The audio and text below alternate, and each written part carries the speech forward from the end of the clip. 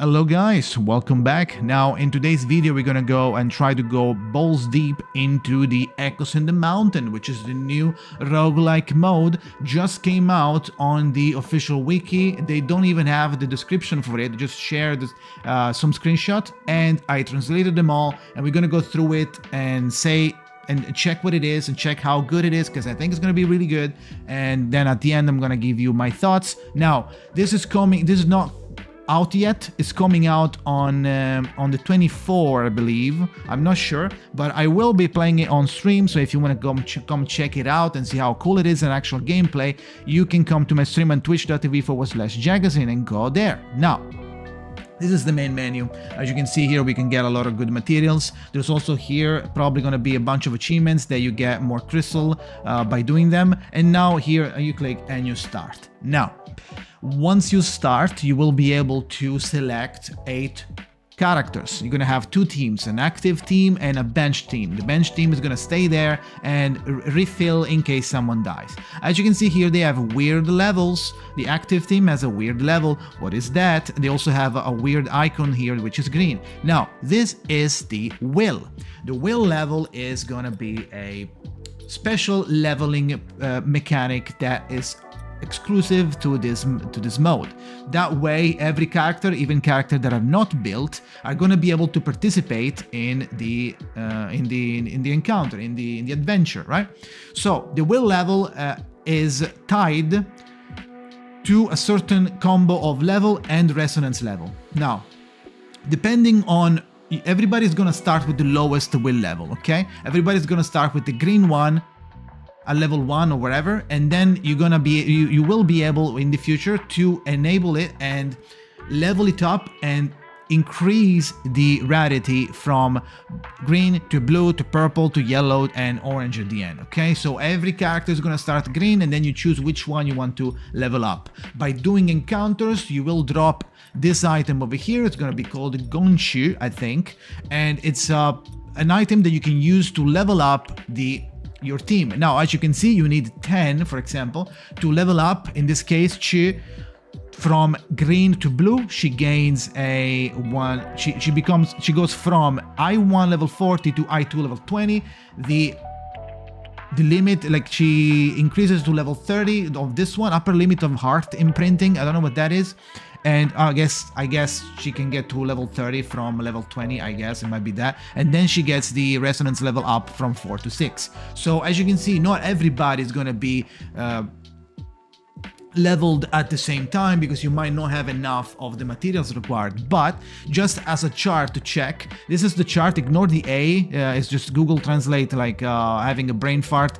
They try to translate the icon for I2 and I3, okay? So depending on the characters that you are bringing, they have a cap, right? There's only so much that they can be leveled up. So as you can see, if you are green 4-star, now you are I1 level 20. Now if you get this character to yellow, it's gonna be level I3. I think it's gonna be I2. It's gonna be I2 level 50, I2 level 50, and it stops here. Now for the 5-star, let's say you have a 5-star blue, the 5-star is going to be I2 level 30, right? And then etc. So depending on the chart, of course, this one that I'm looking at right now is the scuffed one, but you will be looking at the good one. So if you see me struggling because I'm looking at A's instead of the actual icon, but you will see the normal one, okay? Now moving on, so you increase their power, the willpower, by doing that. Now if you die, it says here, if all characters are lost during the battle, your current exploration will be terminated directly. But the health status of the companions will be inherited to subsequent battles. Lost characters cannot participate in subsequent battles. Lost characters can be recovered in some encounters. So, which means that the health status, let's say Eternity dies. All of her buffs, it sounds like, we still have to play it to confirm. It sounds like, let's say Eternity dies and Medicine Pocket comes back in from the bench team. In that case, Medicine Pocket is going to inherit the debuffs from Eternity. That's how I interpret it. It might be wrong, but we're gonna check it out together on stream next time when it's actually up. Now, moving on, it says that here you can actually leave midway if you're not done, right? Okay, well, I have to go now. Can I stop midway? Yes. Moving on. Now, this is the path select. First of all, it says that you need to clear the previous path, which is the tutorial path. It's called Smooth Road, which is level 1, right? After clearing, you have to clear Smooth Road level 1 to be able to then replay again, play again, and now you can choose a higher difficulty. Now, it doesn't specify if you have to do this method for every difficulty, or it's just like clear Smooth Road and then you can jump from 1 to 3 or to 4. I don't know how far it goes. It looks like there is a 3, but I don't know if you can actually go further. Maybe, I don't know, we'll see. And it becomes harder, of course. You get more coins, which are these flyers here, these pieces of paper. Efficiency plus 35%, which is probably like the coin gain, let's call it coin. You get less lifesteal and healing rate, 20% in this case. Initial roll, I don't know what that is. And this is the fascination value. We're gonna check it in just a second. It's still a little confusing, but I'll do my best to try to understand, okay? So this is the path select. You select the path and then you start. Here it says that you need to clear the smooth road before you can play again and play a bigger difficulty. Now, this is the gameplay. This is the gameplay portion when you can actually check the screen. Now, as you can see here, we have the amount of materials that I forgot the name of to increase the willpower. And then we have the coins here, which are the golden sparrow coins that you can use on the shop. And this is your stamina or sanity, right? This is your sanity. The sanity fluctuates in the adventure depending on which biome or which room you are going to. For example, this one is going to give you minus 15, right? But this one is going to give you plus 2.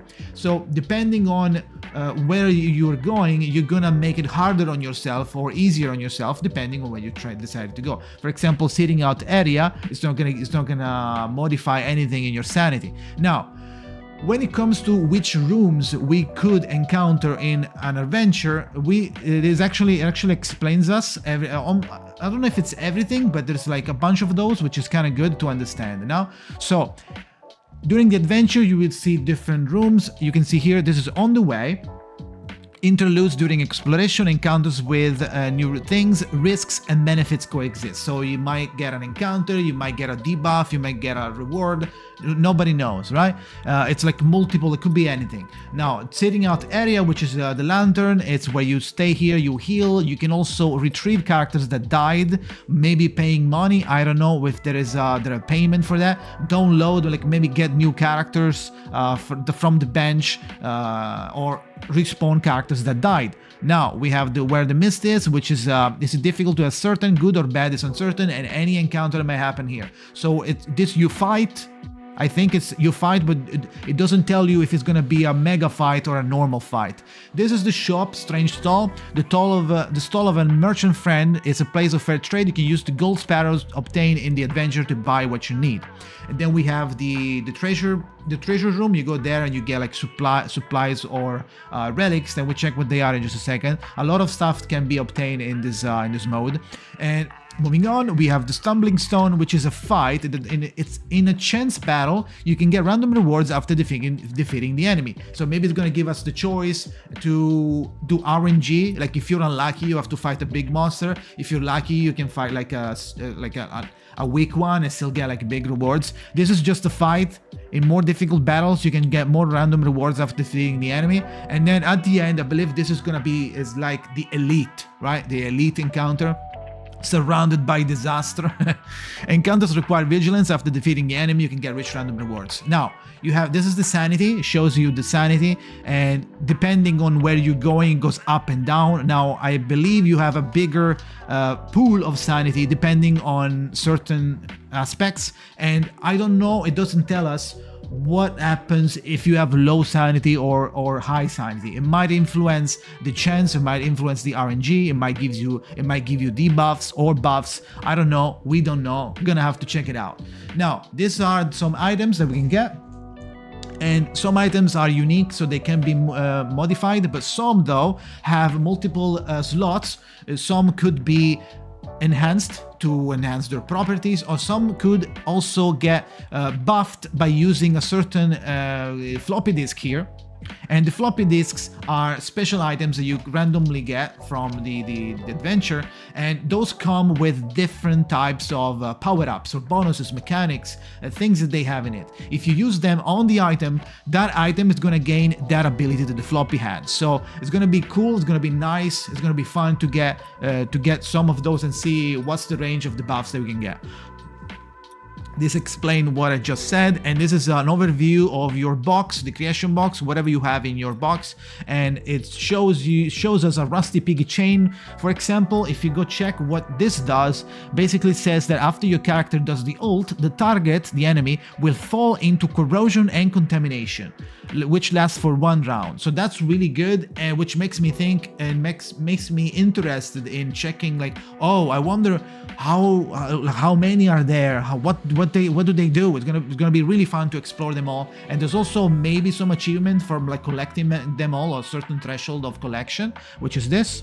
They also, because they get collected, they get stored and recorded in the creation box, right? So we'll see about that. Now, after you finish your run, you're gonna see this. It's gonna tell you which one the characters that you used, all the items that you got, and then you're gonna get a reward here, a score, which is the thoughts, which are the coins for outside of the adventure, right? And as you can see here, this is doubled. It's because it says here. No, it says here.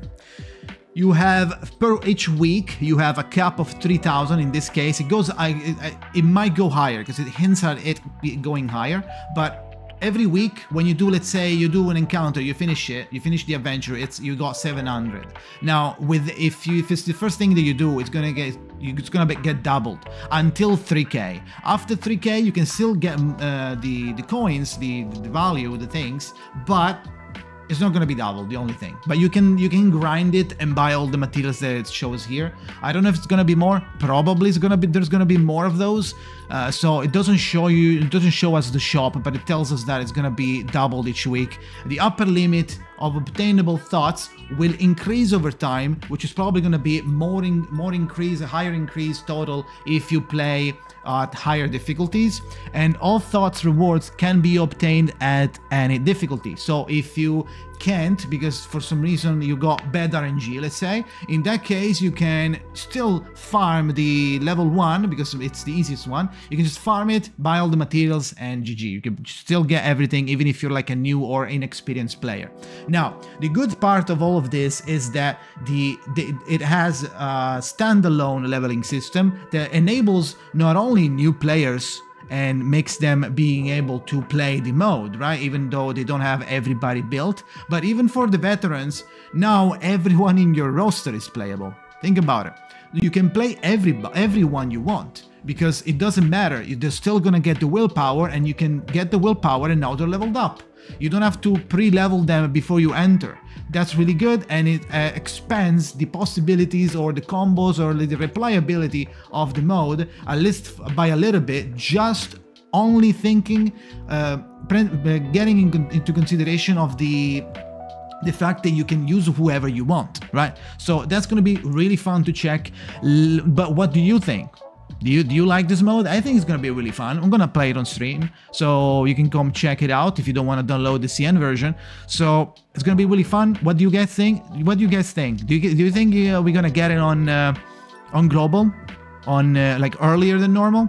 I don't think so, because this looks themed on 1.6. On top of that, I think they're gonna do. They're gonna keep it like that, because we didn't get mains bulletin yet, and they're probably gonna keep it on 1.4, for example. So this mode is probably gonna be in 1.6. At least it's something to look forward to, right? It's even if we don't get it earlier. But I really hope they go hard on this mode. They make it bigger, stronger, more difficult.